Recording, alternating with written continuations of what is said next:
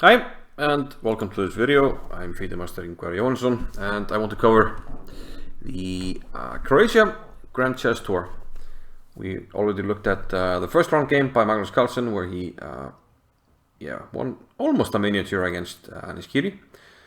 I also want to look at this one between Caruana and Nakamura, the 2 out of the 3 Americans in this tournament. And yeah, I think this game was interesting also because of the opening choice and, you know, its connection in a way with the World Championship match. Let's just dive right into it, and maybe if we have time, when we make videos for round 2, we have time to look at what happened there in multiple games as well. But okay, Fabiano with white, he opened with d4. Fabiano mostly, of course, a 1e4 player. If you remember the World Championship match, he played e4 in all the games against Carlsen, and in all the games we had a Sicilian. Now he plays d4 here, and no surprises, Nakamura, he's been playing the Queen's Gambit declined, with good results, castles, and e3. So yeah, the bishop here on f4. Now c5 was played by black, as the arrow indicates. Knight b7 has been played, and white plays c5. And there was one game by Caruana with black here where he played this knight e4 idea, which I even copied at one point. But the main line is c5, and yeah, this is interesting because of how successfully Nakamura has been defending the black position, but also because if we go down the main line, knight to c6, yeah, of course this a3 move is taking away the b4 square, but also getting ready to play b4 in many positions. Knight c6, queen c2, making way for the rook, eyeing the queen to a5, rook d1 nonetheless. And yeah, note that the rook on a1 was undefended, so there's no more chance for black to utilize the b4 square for a piece and use the pin of this pawn.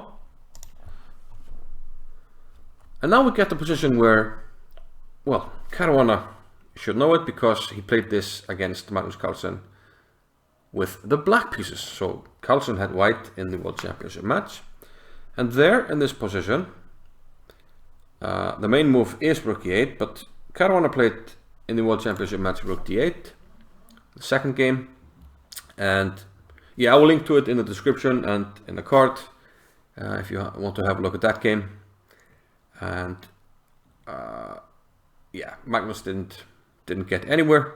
He tried to get a nibble, but in the end he was defending a worse rook endgame, but managed to draw it. But in this game, Nakamura went with rook e8, as he has done on many occasions. This is the main move. And now play becomes very concrete after knight d2, e5, pushing the bishop, which goes to g5, and now knight d4. And very concrete play. The knight actually can't be captured, because if you take with a pawn, there's a jack here. The best move is actually bishop e2, when d takes c3 regains the piece with a very good position for black. If you try to save the piece, knight e2, something like knight g4, and the threats are just too many. We're threatening d3 with bishop takes f2 mate. If you play queen d3 yourself, there's maybe knight e5 and then d3. Undefended piece, king in the center. White is actually just lost. So you can't take here. And there are actually plenty of games by Nakamura here. Queen c1 was played by Wesley So, and this game actually ended quite quickly after bishop f5, bishop takes f6, knight c2, this perpetual, king e2, knight d4. You still can't take on d4 because now the king is on e2, so taking just means that black will take. So we had this perpetual here, and another game, queen a4, takes, and again we have the same perpetual, and this was, I believe, Karakin against Nakamura. But Caruana goes for what is now considered the main move, the best move, queen to b1. Bishop to f5, hitting the queen. Again, very concrete play. White interposes and develops a piece. Bishop d3. takes, and knight e4. Continuing with the very concrete play. Now the bishop is attacked, and yeah, seemingly something must be done about that. And ding against Nakamura, so knight c takes e4, and yet again Nakamura managed to draw this with the black pieces. But then attention turned to knight takes d5, which is noteworthy because this is hanging, so black takes, and he's temporarily out of piece, but white now has b4. We also have another game, e takes d4. This is Mamedov against Nakamura. And you guessed it, this game was also drawn by Nakamura. But b4 by Caruana. So still a known position. Now finally we're threatening to win a piece. We got the bishop on c5, and now we're threatening to take here on d4, so the knight retreats. And here actually there were two more games at least by Nakamura, both against Aronian, and he drew them both, where Aronian castled, and we saw knight takes c5, queen b1. And here we have Nakamura playing both rook c8 and knight g e6. One game from 2018, the other from 2017. Both of them drawn, but Nakamura faces a novelty now, and Caruana plays queen to f5. So this is the novelty, and the immediate threat is to play h4, and the knight doesn't have a square. So knight takes e5 is logical, regaining regaining the pawn and opening a square for the knight, which comes into immediate effect after h4. Knight g to e6, knight f3. Black decides to get out of the line of fire here and plays queen f5 check, and white plays king e2. The king is not perfectly safe yet, but it's safe enough for the moment. Now the e5 pawn is hanging. Black prefers to hold on to that and plays f6, h5 now, and of course this has ideas of undermining the pawn chain, especially, well, undermining g7, and then f6 will become weak. Black pushes with e4 and knight e2. Knight takes f6 was perhaps tempting, but because we're using this pin, but black can take on f3 and knight d4. Each up two pieces, we can give one away to gain some time, and black defends everything here. So correctly knight d2 by Caruana. And here Nakamura makes an error.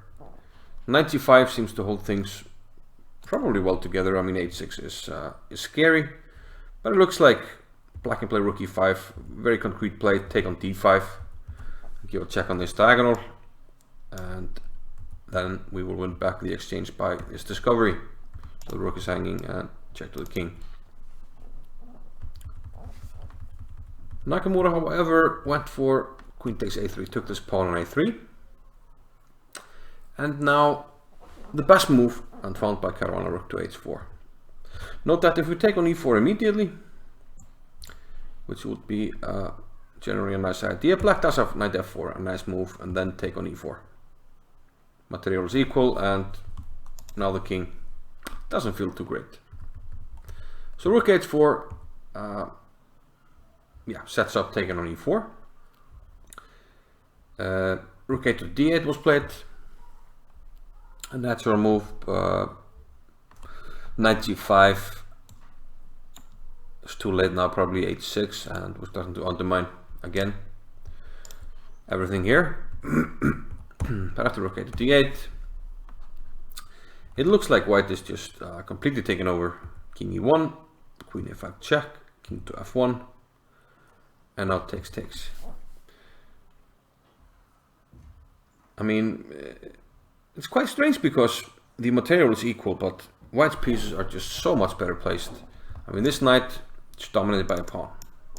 This knight is very well placed, it's secured. We have an active queen and nicely placed rooks.